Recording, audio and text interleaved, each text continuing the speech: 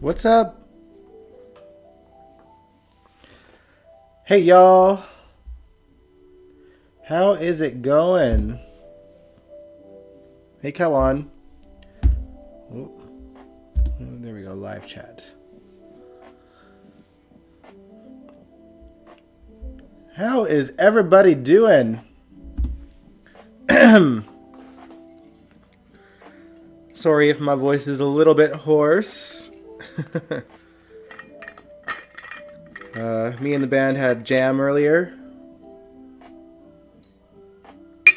And my drummer's laptop was dead and he forgot his charger, so we had to like do the whole thing just off the fly and off the cuff. And like, if you guys know, I do my backup vocals on there too, so like harmonizing and stuff. So I was just doing all the vocals, or trying to, during the jam. And it made my voice a little hoarse, because I've not had to go that hard in terms of singing for a while. Whew. Hi, Allison. I hope you guys have been having a good week and good holidays. I hope you guys had a Merry Christmas. Mine was pretty low key, but I think I kind of needed that this year, so. As some of you know, December was a rough month for me. Between having the flu, losing my friend, it was, it was a lot. So, I just needed a low-key, watch some Christmas specials, hang out with my mom and my grandmother and the doggo. For Christmas dinner, we went to a buffet. My aunt and my uncle paid for that. Hey, Sandy. But yeah. How was your guys' Christmas? Or whatever you celebrate. I think Kwanzaa passed as well. Hanukkah. Whatever you celebrate, I hope it was good.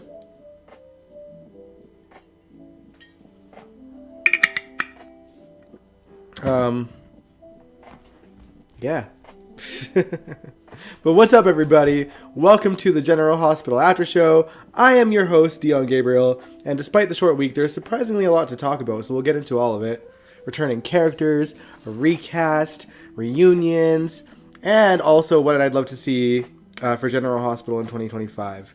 So we'll be getting into all of that this live stream. So buckle up! Christmas was great. That's good to hear. But yeah.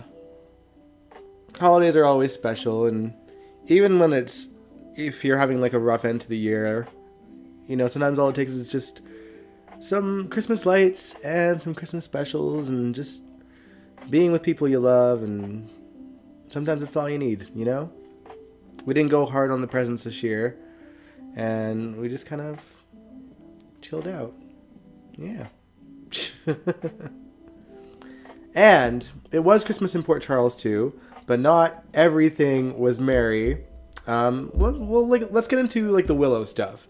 So Nina, she was super happy to have Willow and the kids at her place for the holidays. Unfortunately, she had to put up with Drew being there with them. I was loving Nina's reaction in the previous week. It continued into this week as well.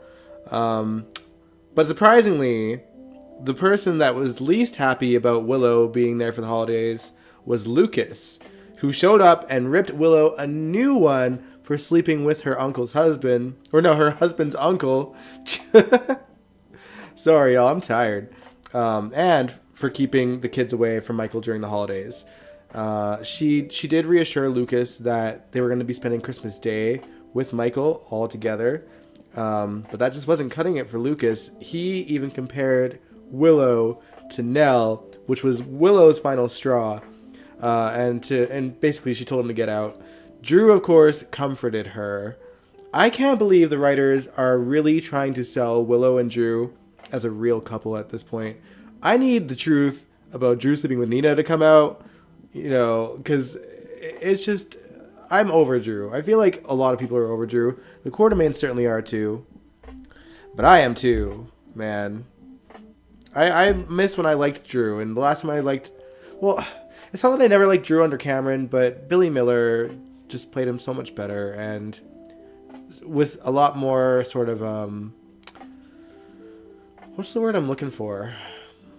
Just a lot more likability, for the lack of a better term.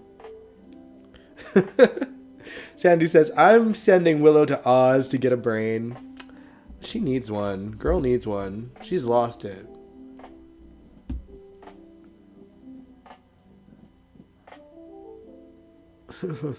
Yeah, I'm not over Drew.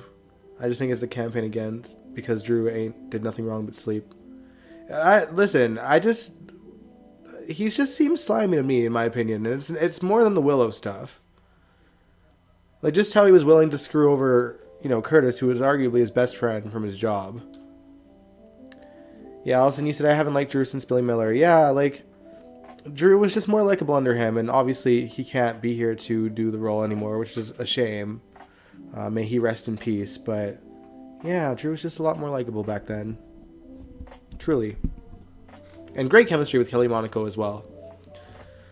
Alright, but let's continue on with Ava and Lucas. Ava left Nina's house with Lucas to comfort him because he was so heated and understood where he was coming from as well. Having raised Wiley for the first couple of years of his life. Thanks to his ex-husband and Willow's sister Nell. And hates that they're probably in for an ugly custody battle. Obviously, we obviously know that that's likely not going to be the case, but as far as they know, as far as Ava and Lucas know, that's where it looks like it's heading. And Ava wouldn't wish an ugly custody battle, even for Michael, because she's spent all of Avery's life fighting for her. So she doesn't want that for anyone else. Ava has a heart every now and then.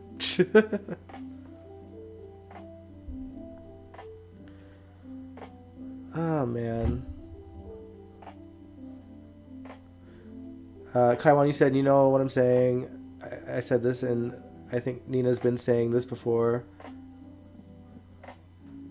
What about 2002? I'm so confused. Sandy, you said Willow is totally manipulated by Nina and Dirty Drew. It's true. It's true. They're both manipulating her.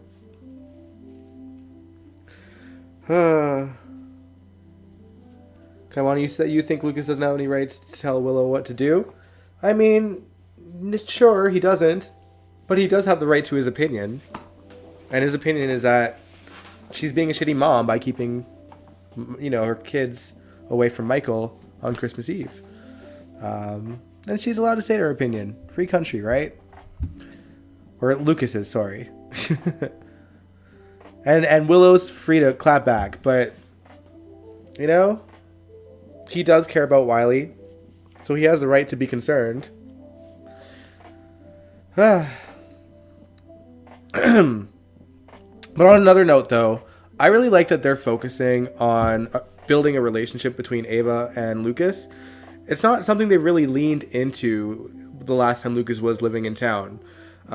So it's nice to see Ava have family as well, apart from a daughter that we never see, and Trina being her chosen daughter, as it were.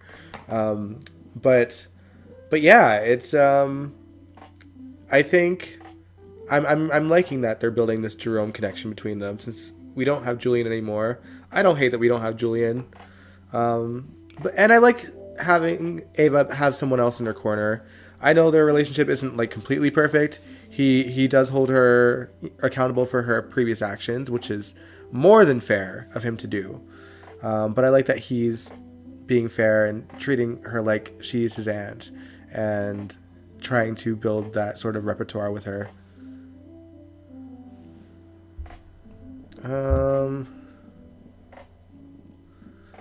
Allison says she's got a mind of her own. Yes, she does. And she's not using it very wisely. Sandy says Lucas told Willow the truth. Yeah, that's all he did. Because Ava, Chris and Dan never wrote Ava like they should have. He should feel close to anybody other than Jerome, even though brother has 2 kids.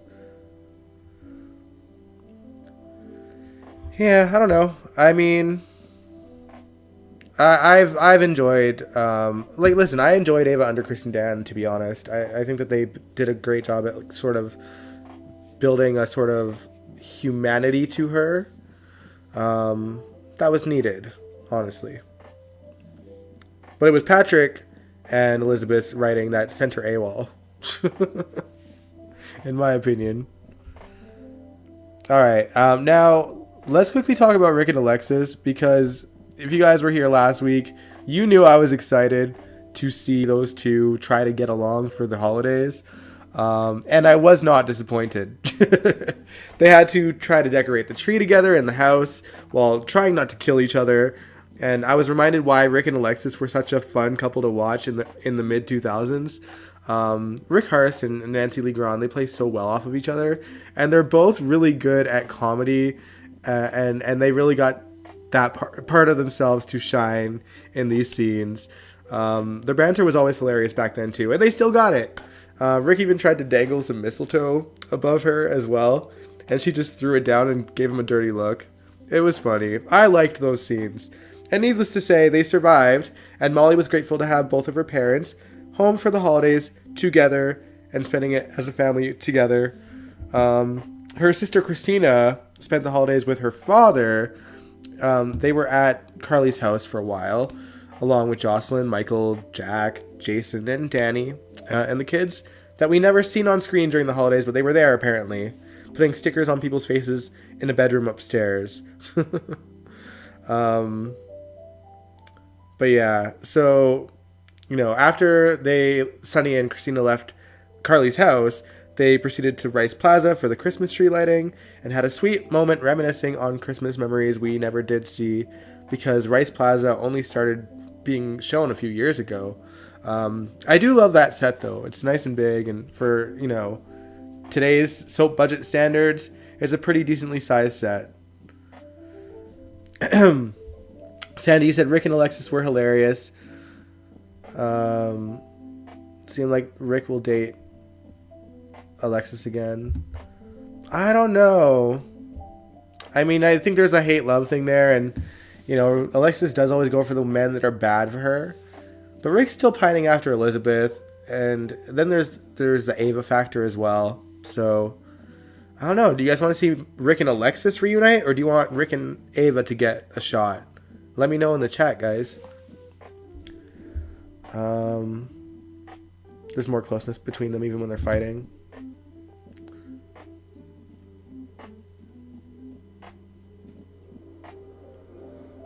Rice Plaza doesn't make any sense. It should be the board where they originally had all the good times. The board? The boardwalk? Do you mean like the docks? Like, not the docks like as of late, but like the old docks? Like the dock that looked nice? The dock that didn't look sketchy? Oh, man. But I don't know. I like the set. I mean, I'm sure that there's sets from the 80s and the 90s that were way better than Rice Plaza, but if it's what we have now, I'll take it. It's a nice hangout spot for, you know, big events. Rick and Alexis would be fun. They would be fun. Yeah. But anyway, though, after Christina and Sunny left Rice Plaza, they went back to Sunny's place and had like a nice cozy Christmas, just cuddled up on the couch. I still cringed a little because Christina was saying the only reason she's at peace is because of her father, referring to his promise that Ava will pay for something she didn't even do. But after Christina went to bed and Sunny started turning the lights off, he clenched his chest, seemingly having heart pain, which was unexpected. Perhaps a first glimpse into what we can expect for Sunny in 2025. So what do we think? Allison, you said, I don't think Rick's long-term. I hope he is. Truly. And, you know, I think maybe it's up in the air right now, and hopefully he'll decide to stay. Sandy, you said Ava will be good with anybody. Yeah, Maura West does have good chemistry with a lot of people, so I never hated the idea of Ava and Rick getting together either. But that might cause some friction with Molly a little bit, and for sure with Christina, not that he cares.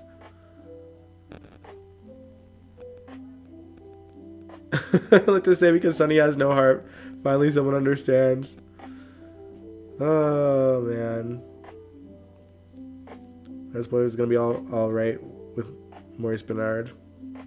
Well, that was my question. Like, is he retiring? Because my first thought, honestly, was, did Cyrus lace Sunny's bipolar pills with digitalis? Or is this like a natural heart problem and it's just the way that he'll end up in the hospital to put him in a position where he could get injected with digitalis by Cyrus, and it would honestly be expected because Sunny's already having heart problems. If he were to kill over, they wouldn't be able to tell. But honestly, like, how wild, hey Angel, how wild would it be if Cyrus actually managed to kill Sunny Corinthos in 2025 and became the town's new mobster? That'd be wild. What a way for Sunny to go out too. That'd be crazy.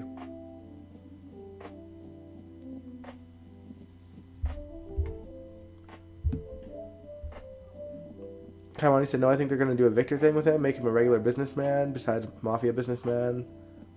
They didn't evict Lord back in 97 and 91. What happened to Ava's money before Nicholas? I want to talk about that too. We're going to talk about that later. Because I have things to say about that. And the exact question as you do, Sandy. Cyrus would love to digitalis Sunny. I don't see Maurice leaving right now. Maybe not, but like... maybe it'll, if anything, if Cyrus tries, it's gonna at least put him in the spotlight for trying to kill Sunny if someone catches him in that room, if Sunny ends up in GH. So we'll see. I'm intrigued. A little sneak peek into what's in store for Sunny in 2025. All right. Let's zip back to Carly's house for a bit, though, and talk about the Christmas vibes that were going on over there. They were a little off. Jocelyn was obviously a little distracted by Dex being dead, and Michael did his best to distract her with card games, and when Michael needed a break, Jack stepped in the rest of the time to keep her mind off of Dex, and had conversations about changing the world one person at a time, and Carly's gushing because he's doing so good with her daughter. But yeah... it's interesting. Jack seems to have a bit of a heart. Or is he as manipulative as Jason seems to think? Who says it can't be both, right? He is a WSB agent after all. Rick says, feel sorry for the actor who plays Cyrus. They are making him like a fool like Faison. Died of stupid heart attack. Maybe. Alison, you said, I don't think they will kill off Sunny. I think if Maurice wanted to retire... he'd be okay with Sunny getting killed off. Because I think that Maurice is just that kind of guy. He's like, no one else is going to play me. I'm done with the show. I feel like when he's done with the show, the next time he's done with the show, I think he'll truly be done with it. And he won't care what happens to Sunny. But for his sake, I hope if there ever is a time where they kill Sunny off, he goes out with a bang. Because it should be a mob crazy, insane death, you know? Like, killing Luke off screen in, like, a... what was it? What do you call those things? A lift accident. The lift that goes up the mountain. The tramway. Tram accident. That was kind of lackluster. But, yeah, Sunny should go out with a bang if he does die. Kaiwan says Jack seems to be a bit of a new Sunny. But they're trying to make a new Sunny someone who's not connected to, I'm assuming you mean Mafia? I don't know, Jack seems more like a young Robert Scorpio to me. Maybe it's the accent, but he is a WSB agent. He's bending the rules a little bit. He obviously is a little bit shady. Why is Jack following Lulu? Probably to get to Valentin, because he doesn't know where Valentin is either. Or at least that's what he's been claiming, and I think that's true. We'll talk about that a little bit later as well, Allison. because that's in my notes as well. Yeah, he should.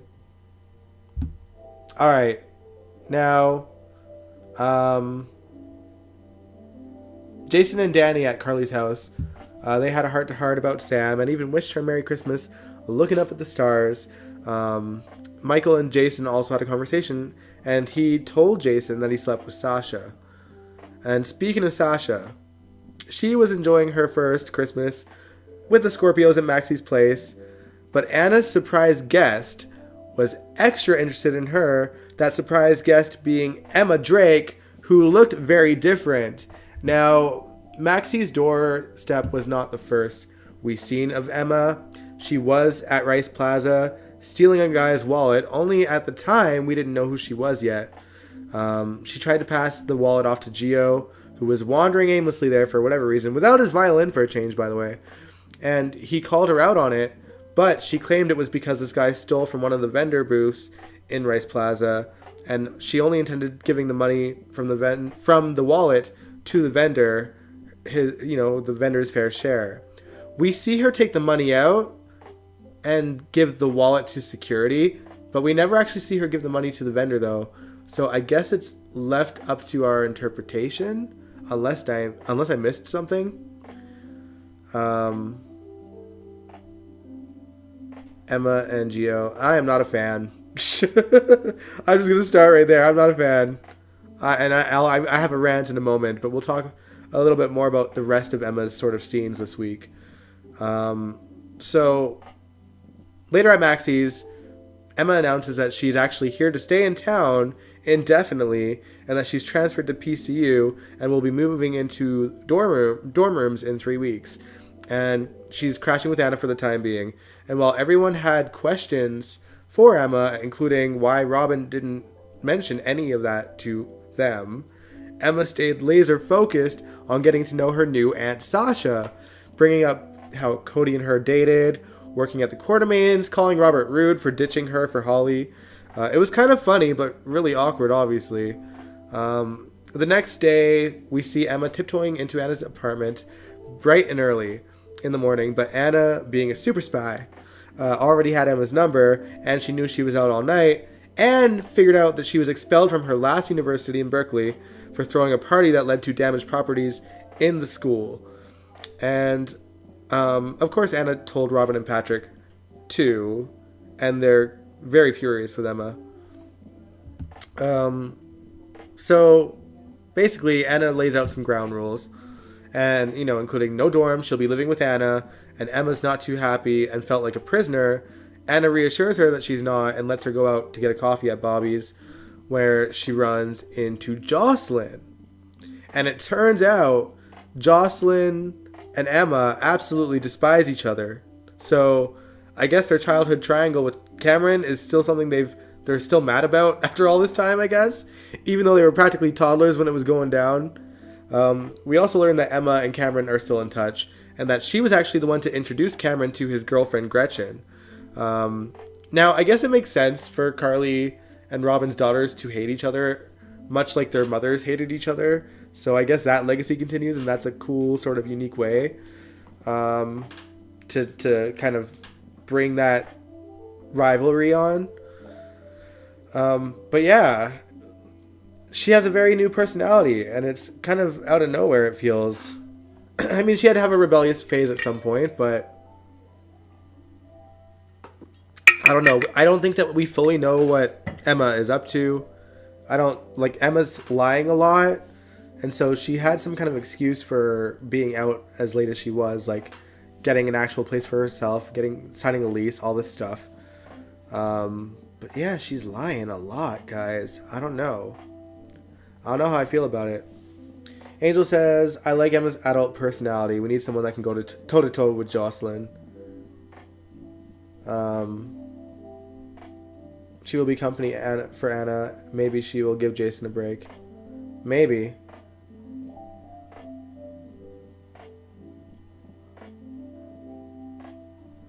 Tristan Rogers not sure if he comes back part-time. Well, yeah, it makes sense. Like, he is up there in age, and I think all of us could tell that he was getting older. He wasn't talking as well. He wasn't as active, so I don't blame him for leaving. But it just feels pointless to have him be Sasha's father, only to usher him off the screen, you know?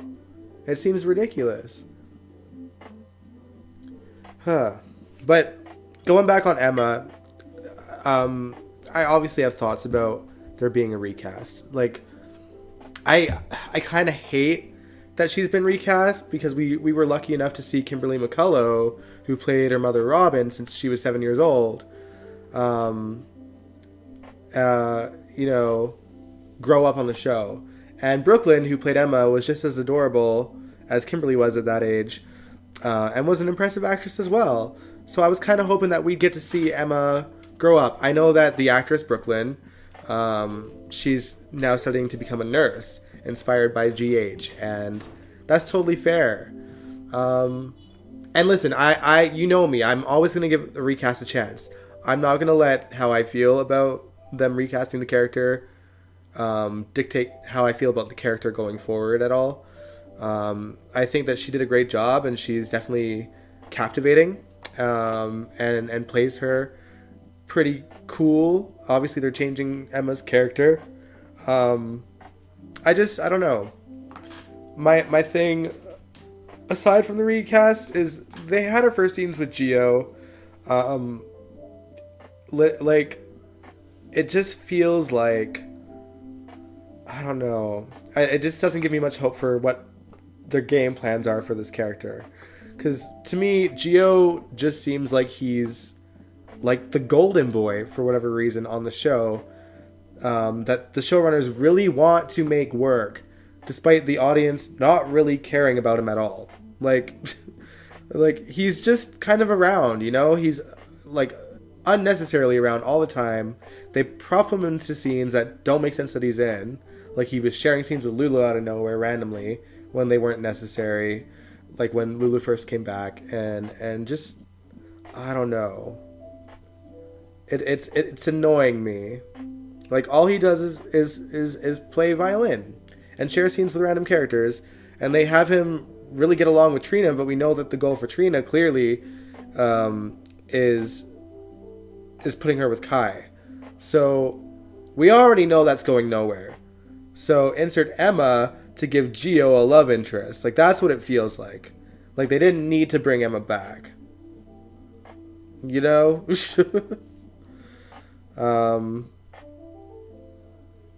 But yeah.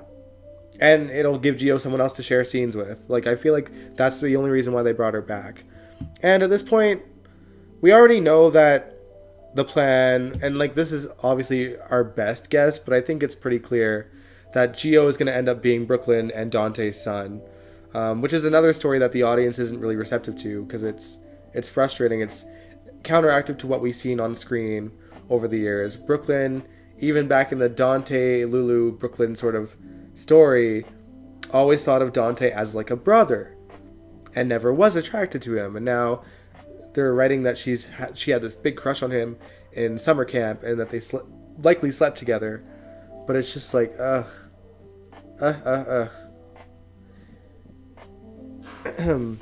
Sorry, I'll scroll up and see what you guys are saying in the chat, because I've been on a tangent a little bit. Should have brought this new girl as a different character, Sandy says. Kaiwan says, I'm going to give her a chance, which is fair. Like, I'm going to give her a chance too. I'm not saying that I won't. It's just like, this feels pointless. Angel says, new girl can act. I agree. Rick said ratings are low when the new soap comes in a couple of weeks. Well, I mean, I think the new soap actually airs in February, right? So a little more than a month away. I am curious to see Beyond the Gates, so.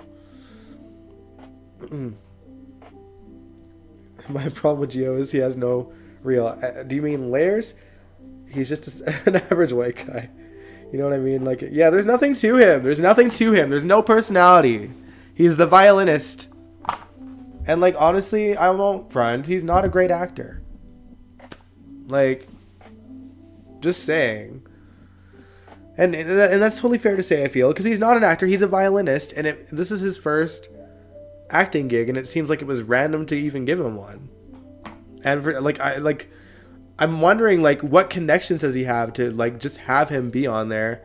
Like, the way that they sort of insert him into everything and kind of, like, put him in scenes where he doesn't need to be there, it's giving, like, it's giving Austin, Kiki, Silas, like, just sort of throwing him against the wall and seeing what will stick and hoping something will stick, despite the audience being like, can you just, why is he here? It's, you know, he's been around for several months now, and it's given us nothing. But yeah, I don't know. I'm not here for Gio, so I'm not here for Emma and Gio being put together. I guess, like, the only plus side to having another young person in that sort of age group is that they are building, I want to say the teen scene, but it's really the young adult scene at this point. You know, they're all in their 20s and in university, and it's been a minute since we've had, like, a large group of young adults in the show. And, you know, now we got Trina, we got Kai, we got Jocelyn, Emma, Gio. So 5. They could put more. But yeah, back to Jocelyn though. After her reunion with Emma at Bobby's, Jack popped into Bobby's and Jocelyn introduces her as Anna's granddaughter, though I feel like he probably already knew that anyway. I'm sure he's kept an eye out on Anna's family this whole time. And then after that, Jocelyn, of course, asks him to use his connections to find out who killed Dex, essentially, who stabbed him. She truly is her mother's daughter. She even asked Jason for help too, and he agreed to help her because he wanted to get, you know, she wanted to get some kind of closure, and he wants to be able to give that to her. Oh, and speaking of Jason, now that we're kind of bringing him up again, I wanted to quickly talk about his scenes with Ned at the Q's. It was our first real glimpse at Jason's regular life at the Quartermain Mansion. You know, we've seen him have like a pretty regular conversation with Ned. And then, of course, Ned gets into how wild it is for him to be living at the Q's in the first place, and how happy Monica is. I'm glad that they're keeping her in the conversation, even though Leslie isn't well enough to be on the show anymore. It's just nice to know that she's still in the house and still has a part in the show, even without Leslie here. And I think they'll keep that going until it can't anymore. And they also talk about Edward, by the way, and how happy he would have been for Jason to be living with them again. And Ned mentioned that he was always...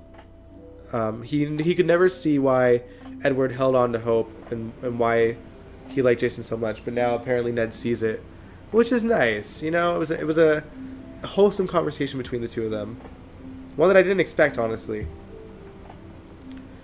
Also, Jason shared scenes with Sasha too. People think it's a sign that they might put Jason and Sasha together. I don't know about that. I mean, she's pregnant with Michael's baby. Not that he knows it yet, but at some point he'll obviously put 2 and 2 together. But there's definitely like parallels to Jason and Sam already. Not that they're actually comparable, but like storyline wise, there's some very similar situations.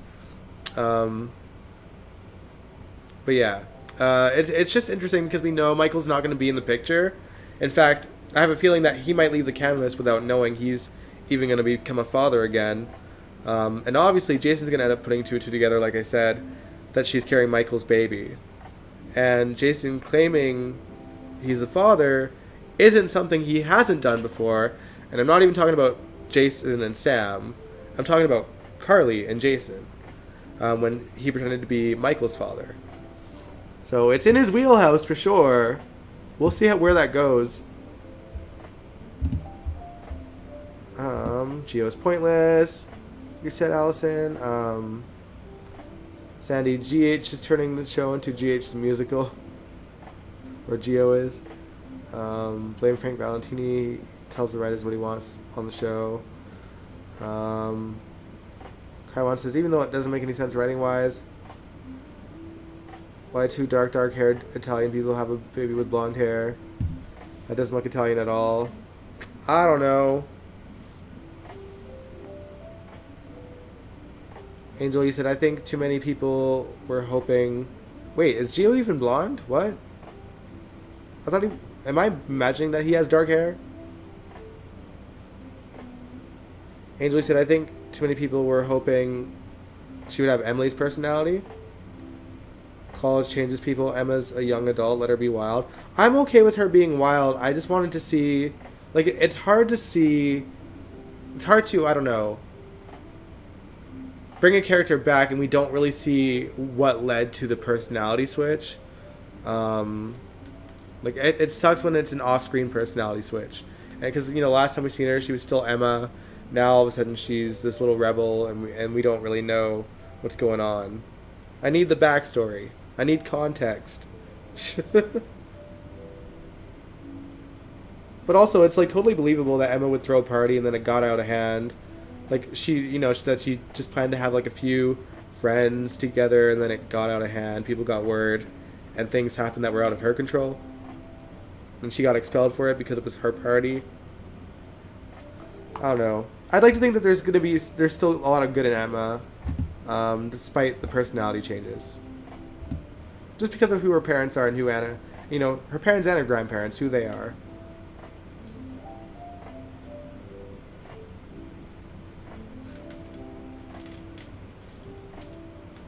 Sasha rumors she might leave to be a full-time mom to both her kids. I mean, we'll see.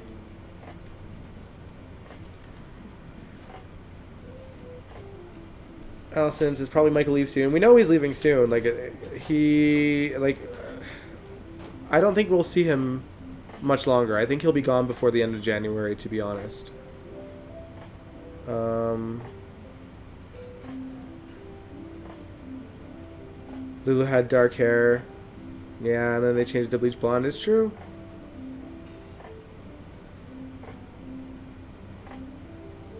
I think because she's raised in LA, she wasn't raised in Port Charles, so she's a little wild. I mean, yeah, maybe. But I just need context regardless.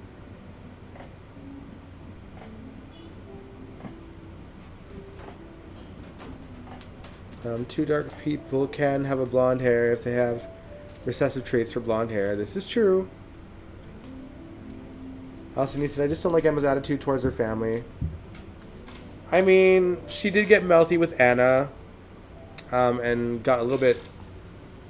I don't know. Here's the thing. Emma was kind of a bit spoiled back when she was a child, too. And she was never afraid to say what was on her mind. So that part's very much the same. But Emma getting mouthy is a new thing. But which, you know, she's a young adult.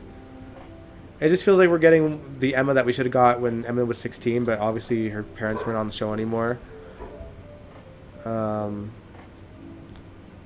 not everyone acts like a Disney Channel teenager. Yeah, like I totally get it. It does make sense that Emma would sort of change in personality over the years.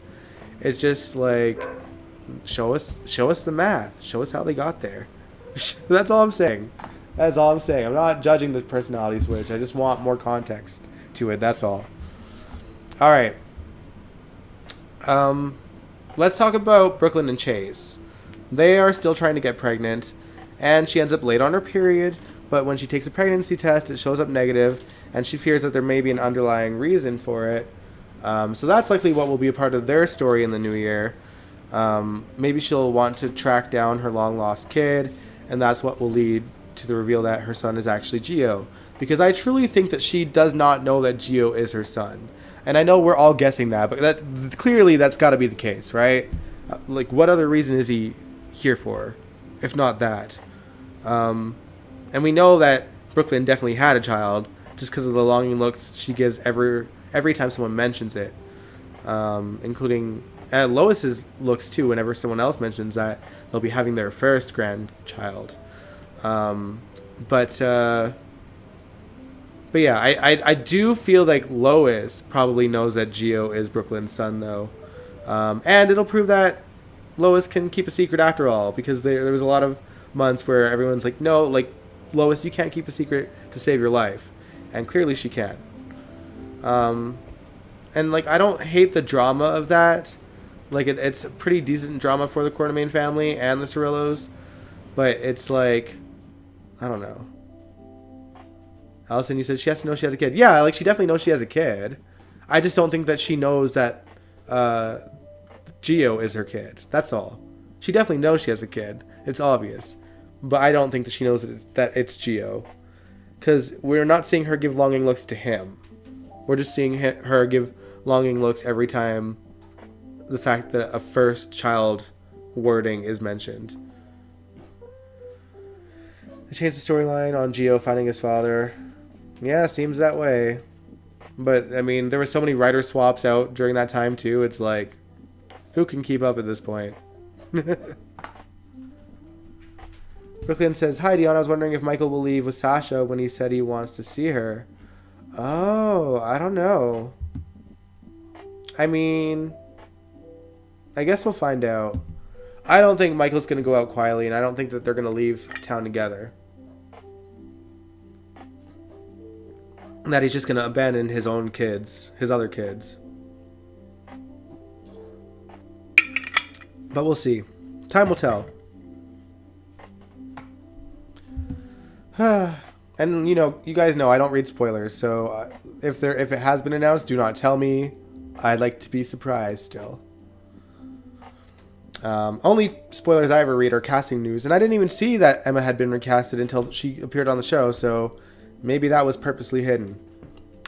But yeah, let's move on though. Let's talk about Trina for a second. Ava apparently is so broke that she couldn't give Trina a bonus this year, which I'm genuinely confused about because, yeah, her divorce settlement was taken back by the Cassadines, which already doesn't make an ounce of sense to begin with, by the way. But, like, she's ran a pretty successful art gallery for a long-ass time, and she never needed the Cassadine money before she married a Cassadine either. She was doing good for herself. So where is all that money? Where is it? Like, that's what confuses me about the whole thing. But anyway, she gives Trina a painting that she could sell for money, which Trina was uncomfortable with and insists she wait until Ava's money problems are over. Then she runs into Kai at the Metro Court, who runs into fans he doesn't really want to deal with. So Trina helps sneak him out of the back hallways of the Metro Court. I felt weird about that because, like, it felt like Trina was, like, forcing him to not interact with his fans. And, like, yeah, he probably didn't love it in the moment, but, like, it's just, like, if I were famous, I would feel a little bit bad about ditching something I already agreed to do. I would just bite the bullet and get it over with, you know? That's how I feel.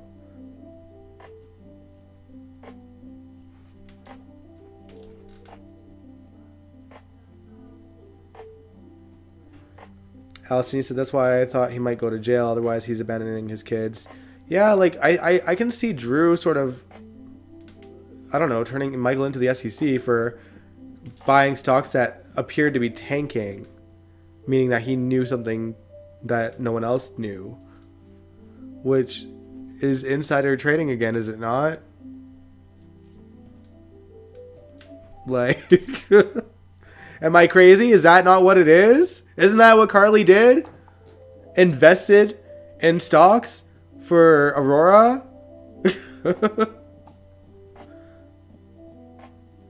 Yeah, they hit Emma's recast. Yeah, that's what I thought. Yeah, he was ditching his fans. Exactly. Kaiwan, he says, I think Nicholas is married to Hayden. Maybe. It just, I don't know. Something seems really fishy. Something's going on. And, like, is Rebecca Budig not on a different show? Like, I don't see her coming back. Speaking of which, I did hear that her father passed away over the holidays, which is unfortunate. So rest in peace to her father. Angel said maybe Ava was overspending with the Cassadine money and blew her money too. With what though? Like, we don't even. Is she living with Nina, or is she living at the Metrocourt? Like, where is she living right now? She doesn't have like a place of her own. Or does Nina live with Ava? I can't remember now. That's more like Ace being the new prince is why he got the money. But how did that even happen? Like, so this is the other half of the story in regards to Ava's money. Martin shows up and announces to Laura and Alexis that Ace is now the Cassadine heir and is going to inherit everything. But, like, who got that ball rolling? Who got that ball rolling?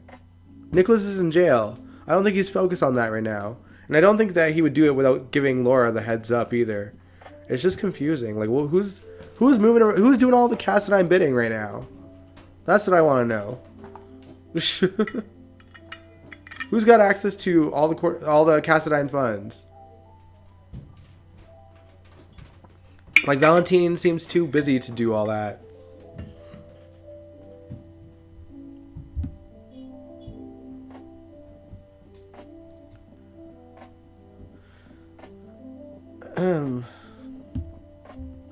Kaiwan says, doesn't make any sense. Why does Ace get any inheritance? Even exactly, Ace is not a mess.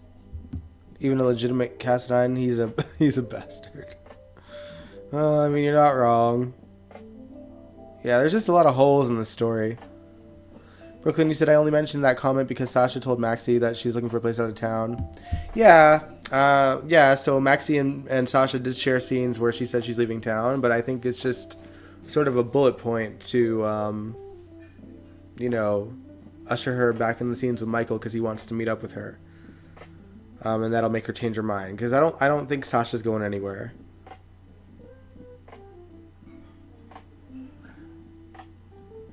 Maybe the cousin of Nicholas? Which cousins? It's like when Faison owned the island. Yeah, it's true. Alright. But since we're kind of getting into the Cassadines, we might as well get into the Spencers. It should have been a wonderful Christmas for Laura. She has both her daughter and her son back after years without them, but there's been a change in plans.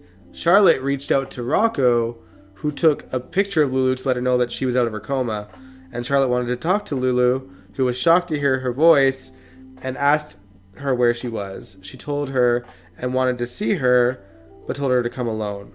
So Lulu takes off to Zurich, where apparently Charlotte and Valentin are. Jack's WSB partner, and I forget her name, but she followed Lulu into that plane and is in Zurich with her. Probably hoping to catch Valentin by following Lulu. Because where Charlotte is, Valentin would be close by. And Valentin is definitely there because when Lulu and Charlotte were catching up at a coffee shop, we see him giving them the stink face through the window. And he's just very mad at these sort of events. And I did not miss Valentin, you guys. I'm like, that's this first thing back, just through a window.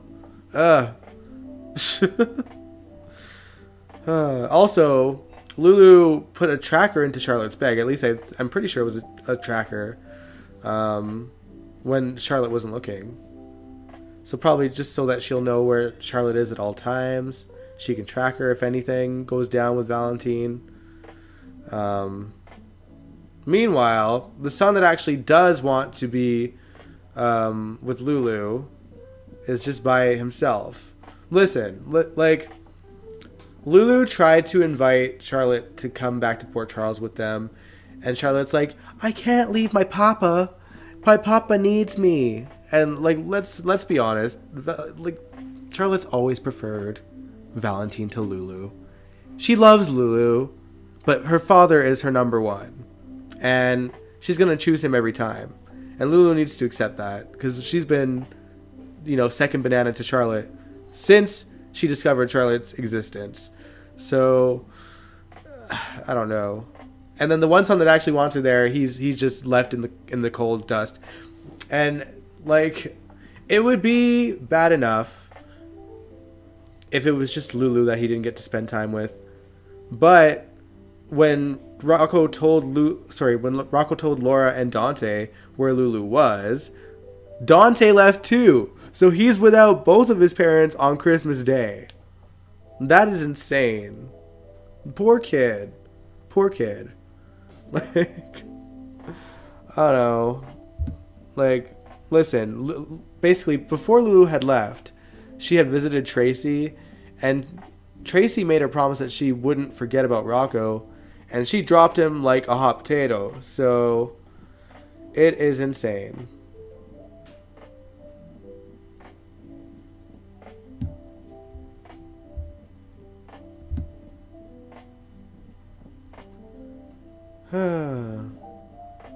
Sorry, I'm just reading y'all's comments. Oh, was it Prague or was it Zurich? My bad. Wherever she went to find her. Angel, you said Ava's been living in hotels and running up her $600 dinner tabs. I can see Ava blowing her money. And now she doesn't have Cass and I money. Maybe. Sandy says Lulu has totally ignored the fact that Rocco would like some time with mom. Yeah, it's true. Allison, you say I don't like Valentin. Neither do I. Brooklyn, you said I love Lulu's swags, like something her father would have done. Kaiwan, Lulu got a rude awakening. I don't like the actor that plays Charlotte. I've never liked Charlotte. Just gonna say that.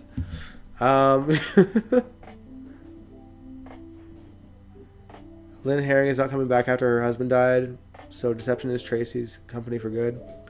I don't know, because I don't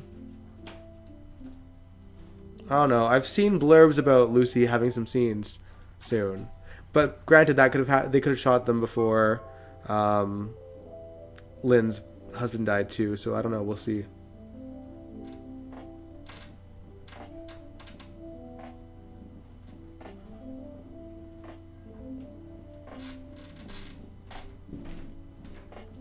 Valentin was on for the last 5 minutes. What did you want him to do? I didn't want Valentin back. That's what the reality is, Angel. Like, I know it was like the last 5 seconds that we seen him, but like, it just reminded me of why I've been enjoying a Valentinless GH.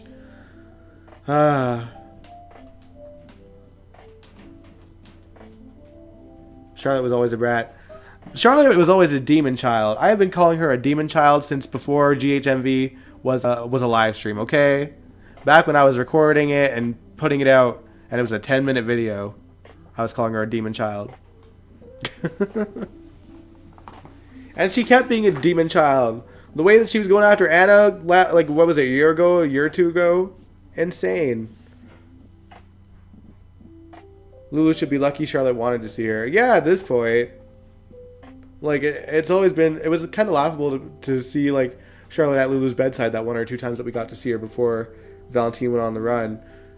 I was just like, when did this part of your relationship, like, get to this point that you're sad and, like, wanting to see Lulu?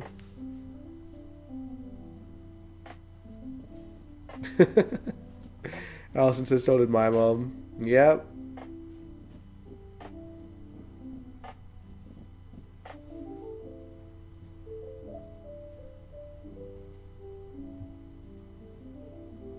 Yeah, I think that's the blurb I had seen too, Kaiwan. That she was gonna be in scenes with Sidwell, and that is right up with Lucy's alley, but we'll see. Yeah, I think we're all talking about the same article. I did read this article of, like, previews for 2025 because it was the writers talking about what they're gonna bring to the show, which I feel is, like, different from, like, spoilers on websites. They're just kind of, like, giving us some sort of play-by-play of, like, what's to come for the characters, and they didn't really go into details for anything. They just kind of said, you know, here's what we got planned for Sunny. Here's what we got planned for Lulu and the Spencers. Here's what we got planned for Sidwell and his return, for Sasha. Like, they kind of just gave a quick rundown of, like, what they're setting up for the new year.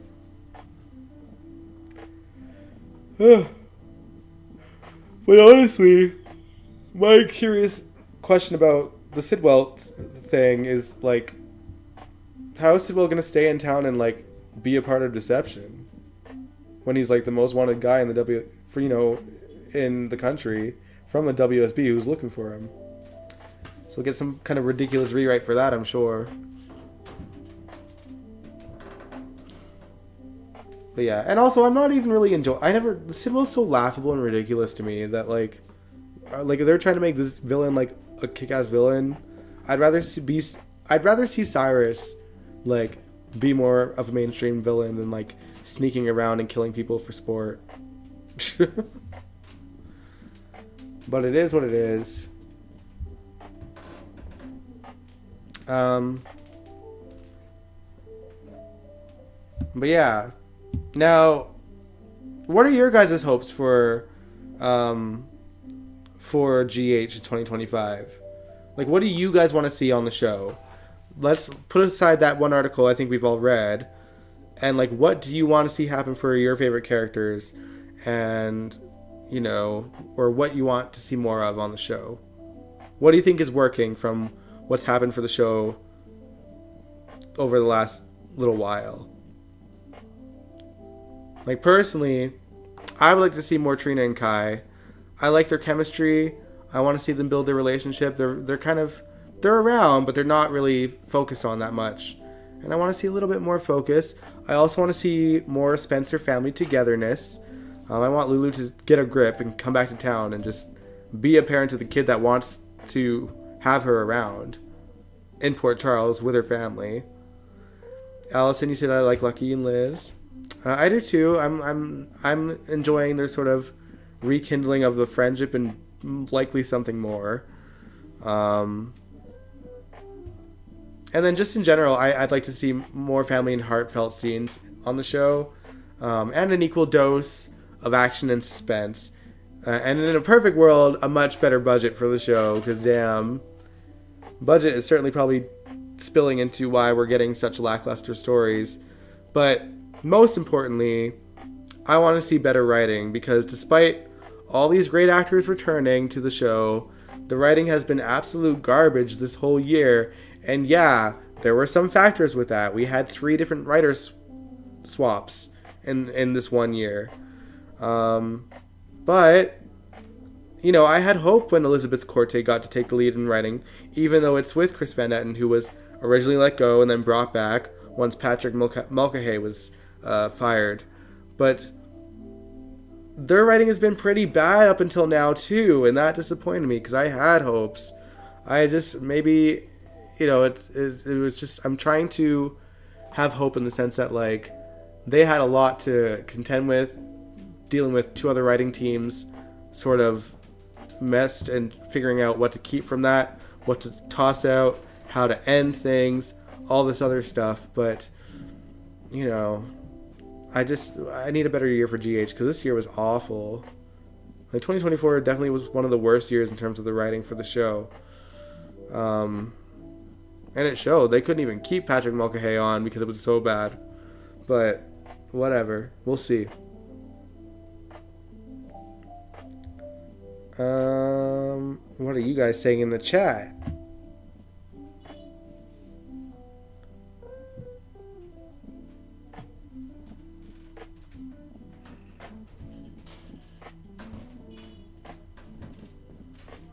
If Sonny dies, Charlie should come together.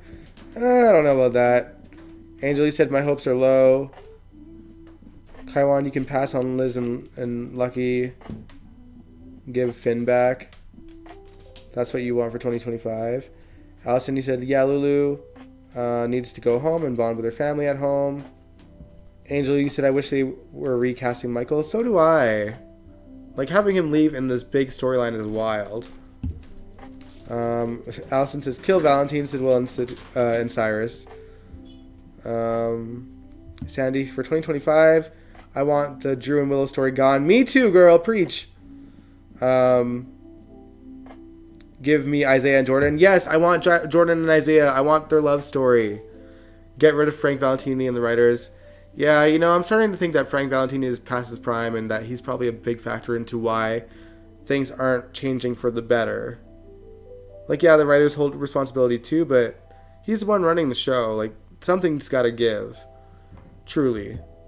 Fresh blood is important as well. Kaiwan said they're sloppy writers. She knows all the history.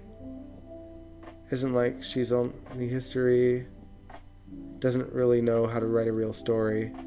Maybe that's a factor. Yeah, like she's been around longer than anyone else on the writing team at this point. But maybe she doesn't know how to bring good stories to the show.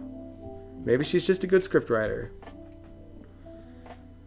Allison says, no more new characters. I'm not prone to having new characters on the canvas as long as they utilize the old ones well too. Rick says Drew is annoying, should stick to Hallmark movies. Kaiwan said, I hope Jason and Drew make up a little bit.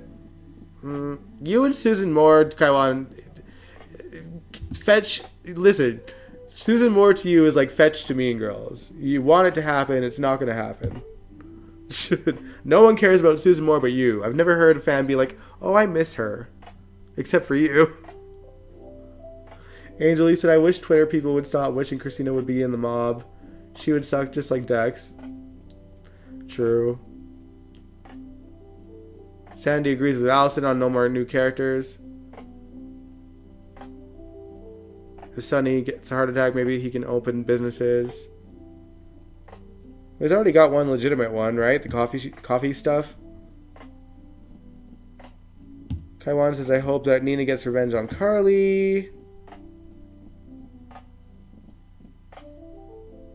Probably won't be on the show. She's getting married next year. Who are we talking about? Angel says Christina should have died and kept a version of Sam. Oh, man. Kill Willow, too. Why are people calling Lucky abusive towards Liz? They both made mistakes in the relationship.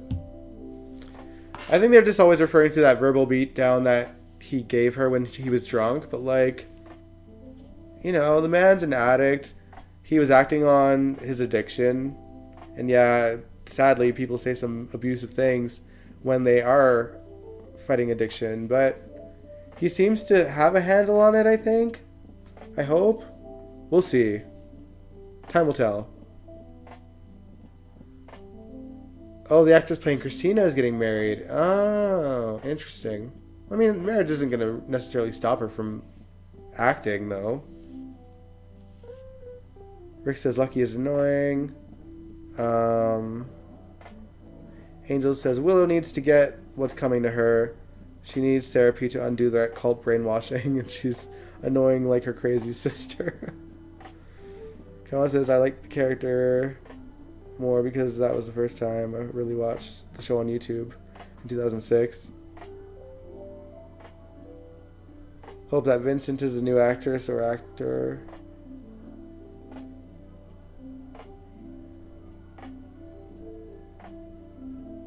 Oh, man. But yeah, lots going on, or lots to want for GH in 2025. I mean, they have a low bar to pass because they can't get much worse than 2024 was. At least I hope not. Good Lord.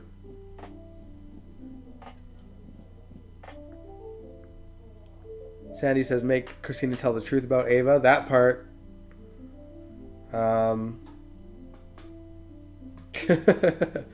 Angel says, she deserved that read. It was true. I think we're talking about Willow and Nell. Mm-hmm. Man. Alright, y'all. But I've talked myself to death tonight.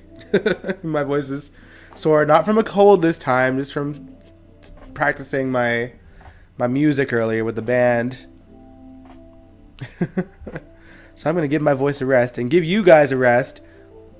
So on that note, I want to wish you guys a very happy New Year. I likely won't be live streaming this Wednesday.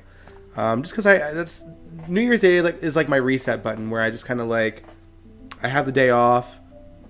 I just kind of reflect on the previous year and just kind of keep to myself on that day. But I am looking forward to the General Hospital after show in 2025 because I like talking to y'all. And we'll do Wednesday streams again very soon, so don't worry. But yeah, have yourselves a very happy new year. I will see you next year. I had to make the joke. You guys know I had to.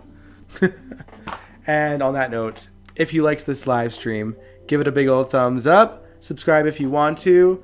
Comment below some more things you'd like to see in GH after the stream is over. Let me know. And I will see you guys in the next one. Good night. Enjoy your week. See you next Sunday. Mwah.